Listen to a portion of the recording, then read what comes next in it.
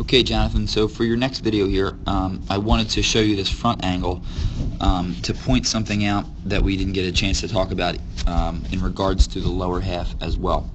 So what I want you to picture here is that there is going to be a hallway that will exist between you and your intended target at all times. So it's about 3 yards wide, and consider it like almost like a tunnel. It's like a tunnel that connects you and your receiver. It doesn't matter who your receiver is or where they are. Whenever you're throwing to that person, you are going to be in that tunnel, in that hallway. Okay, so the reason we talk about it is because your stride foot, your left foot, wants to step into the left half of that hallway, which you absolutely are doing, which is great. Okay, that's a good thing. The reason we step into the left half of the hallway is because our hips need to be able to clear coming through on the throw. And if you were to have stepped in the middle of the hallway, something like this, if you would have stepped right in here, you would end up cutting your hips off, and then you'd end up throwing sort of around your body. Okay, so you do a very good job right now of stepping in the left half of the hallway so that your hips can clear through. So that's good stuff. Okay, so if you think about it, you want to try to have your stride foot land. Remember, this is going to be drive. As soon as that toe touches, now we're thinking knee drive, coming right to me, breaks, heel comes down on the ground, and now that also is going to trigger our rev to take place up here as well. Okay, so that's going to create that stretching of the rubber band. If we can wait on our rev the last possible second, that will speed your rev up much more. Okay, now the next thing I would like to point your attention to on this video is the wide elbow path that you have. So right now, when you get your chest face up to your target, so we talk about winning the race with our elbow, and this throw is from one of the very beginnings throws that you had in the session, so we didn't really get into anything yet. But you can see right now, when your chest gets face up, your elbow is kind of lagging behind, and in fact it's kind of right out to your side.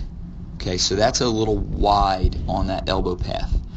The reason your elbow is drifting wide is because of your front shoulder. Okay, so as we throw the football here, you can see your front shoulder is starting to open up. So the more that shoulder opens, the more that elbow drifts away from you.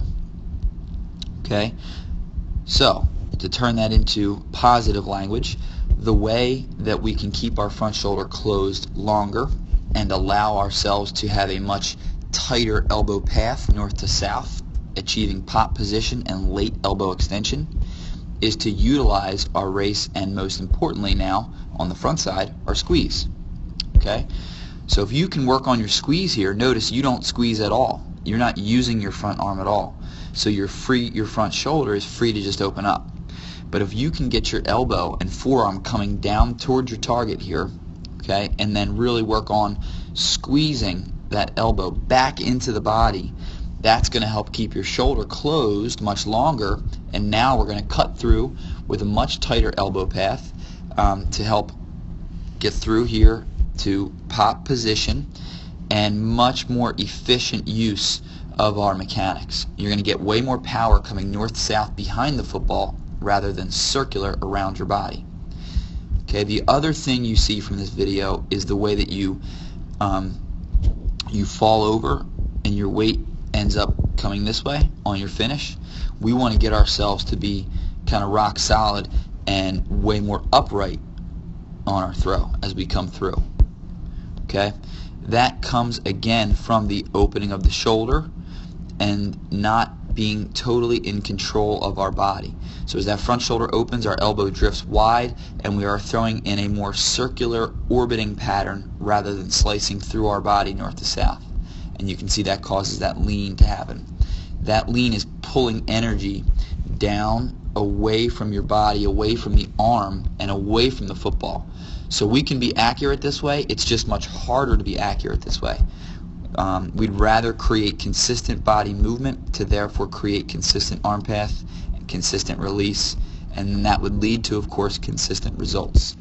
Okay, so these are some of the things that we'll be working on as we get into our sessions moving forward.